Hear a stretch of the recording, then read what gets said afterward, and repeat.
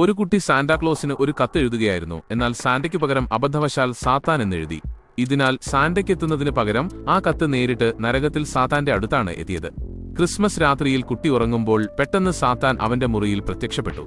ആൺകുട്ടി അവനെ കണ്ട ഉടനെ പേടിച്ചു. കാരണം ഇത് യഥാർത്ഥ സാന്റയല്ലെന്ന് അവന് മനസ്സിലായി. സാത്താൻ പുഞ്ചിരിച്ചുകൊണ്ട് പറഞ്ഞു, നന്ദി, അവസാനം ആരോ എനിക്ക് ഹൃദയത്തിൽ നിന്നൊരു കത്തെഴുതി.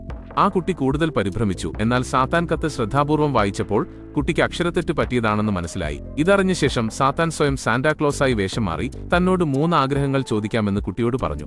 ആ കുട്ടി വളരെ നേരം ചിന്തിച്ചുകൊണ്ടിരുന്നു. അപ്പോൾ സാത്താൻ ദേഷ്യപ്പെട്ടു പറഞ്ഞു, സുഹൃത്തെ, വേഗം ചെയ്യൂ, അല്ലെങ്കിൽ ഞാൻ നിന്നെ നേരെ നരകത്തിലേക്ക് കൊണ്ടുപോകും. കാരണം സാത്താൻ കുട്ടിയുടെ 3 ആഗ്രഹങ്ങൾ നിറവേറ്റിയാൽ അവന്റെ ആത്മാവിനെ നരകത്തിലേക്ക് കൊണ്ടുപോകാൻ സാധിക്കുമായിരുന്നു. ആലോചിക്കാതെ തന്നെ തന്റെ സഹപാഠിയായ എമ്മ അവളുടെ ബോയ്ഫ്രണ്ടിനെ ഉപേക്ഷിച്ച് തന്നിൽ ശ്രദ്ധ കേന്ദ്രീകരിക്കണമെന്ന് ആൺകുട്ടി തന്റെ ആദ്യ ആഗ്രഹം പറഞ്ഞു. സാത്താൻ ചിരിക്കുകയും ഉടൻ തന്നെ ആദ്യത്തെ ആഗ്രഹം നിറവേറ്റുകയും ചെയ്തു. എന്നാൽ അവനെ എങ്ങനെ വിശ്വസിക്കാമെന്ന് ആൺകുട്ടി സംശയത്തോടെ ചോദിച്ചു. ഇത് കേട്ടപ്പോൾ സാത്താൻ ദേഷ്യപ്പെട്ടു. അടുത്തുള്ള ഒരു പൂച്ചയ്ക്ക് നേരെ അവൻ ഒരു മന്ത്രം പ്രയോഗിച്ചു. പൂച്ച ഉടൻ തന്നെ ഒരു പന്തെടുത്ത് ബാസ്കറ്റ്ബോൾ ഹൂപ്പിലേക്ക് എറിഞ്ഞു. ഇത് കണ്ട ആൺകുട്ടി പൂർണ്ണമായും വിശ്വസിച്ചു. പിറ്റേന്ന് സ്കൂളിലെ ബയോളജി ക്ലാസ്സിൽ അധ്യാപകൻ ഓരോ വിദ്യാർത്ഥിക്കും ഓരോ മൃഗത്തെ കൊടുത്തു.